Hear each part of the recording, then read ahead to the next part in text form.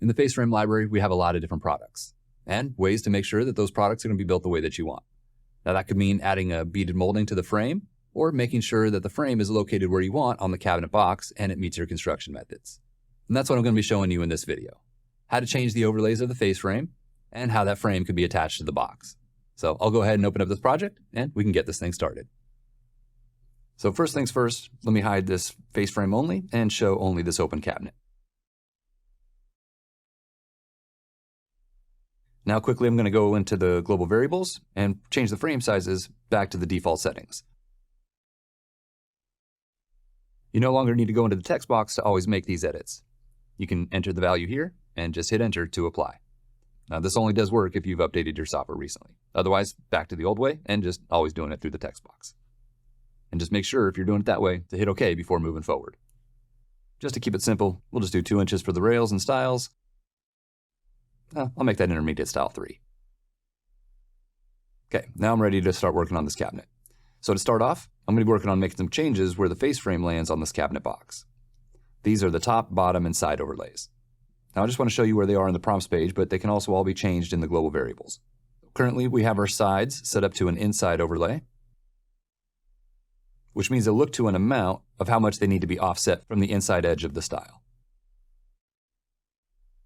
So going back into the global variables, we can see where this side overlay control is. And as I mentioned, having it set to the inside will look to this overlay amount, and changing it to outside will then look to the outside overlay. And back in the prompts, seeing those changes taking effect inside of this product. We can pull a quick distance, just typing DI in the command line, and there's the 1/4 inch. Also, to make things a little bit easier as we go through some of the different settings, I'll go back into the prompts page and change this top to a full top instead of just stretchers. Now, along with other properties of this frame and cabinet, one thing I did want to go over is how we can make this cabinet box, like our traditional cabinet, without the sides extended past the top or bottoms.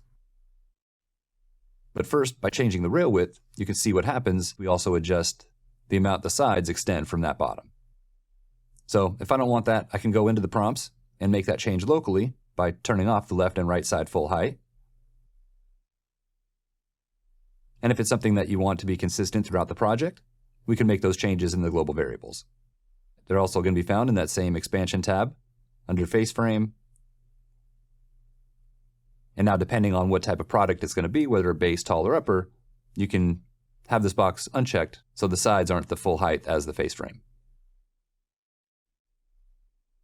So just by going through the prompts of this product, you can make all the different edits, changing the toe cake height so we can drop that rail a little bit closer to the floor and cover that skin on the adjustable feet. And also if there was a condition where this cabinet needs to be butted up against the wall and we needed to turn on some wall scribe, and to the right side of it, we have another cabinet, so changing that to an outside overlay. Now when the bead is turned on in the face frame, the thickness of the bead will be included in the stile width.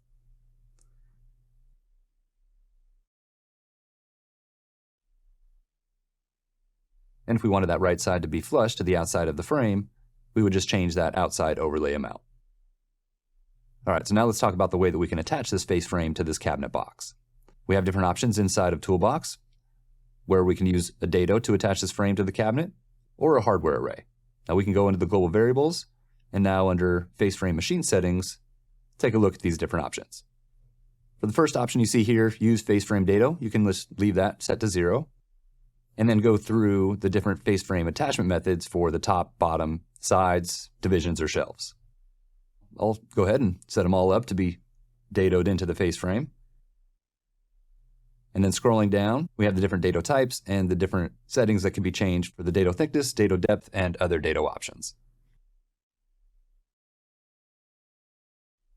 And that's how it works by turning on the dado for the construction method in the face frame.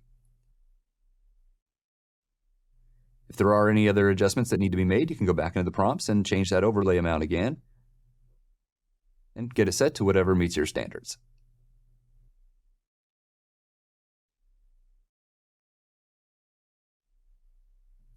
And if you prefer something other than a lock dado, we can change that dado type to a mortise. And depending on what we have the side thickness set at, that will be the width of the route. So there's our mortise into the frame, leaving just that tongue on the cabinet box. And the last option that we have for the dado type is just a regular dado, where it won't look to this dado thickness setting and actually looks to the material thickness of the cabinet parts. So after redrawing this, because the material thickness is set to 3/4, that's the width of our dado. Now onto the hardware array. After you set up hardware array for the different parts inside of the cabinet, select the type of hardware to be using. Those are the different options that we have inside of the library. And then we have the vertical spacing and the vertical distance from edge, which will apply to only vertical parts. And then the horizontal spacing, distance from edge, and threshold for our tops, bottoms, shelves, any other horizontal part inside of the cabinet.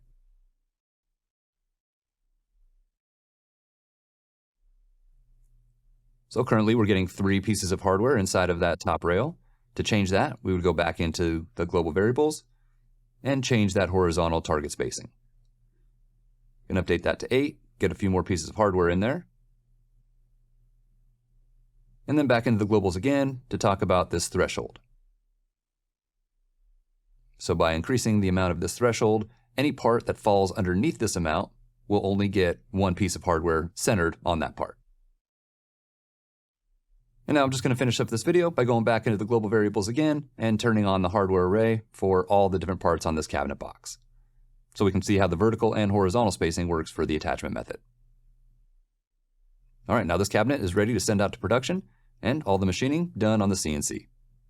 The face frame library has a lot going on. There are so many different ways that people want to build their cabinets. So hopefully I was able to show you a few things that'll make your life easier when setting up your products in the face frame library. For more information, be sure to check out some of our articles under the Knowledge Base section in the Microvellum Knowledge Network at community.microvellum.com. Thanks for watching, and if you want, continue following along with this training plan to learn more about the face frame library and Microvellum Toolbox.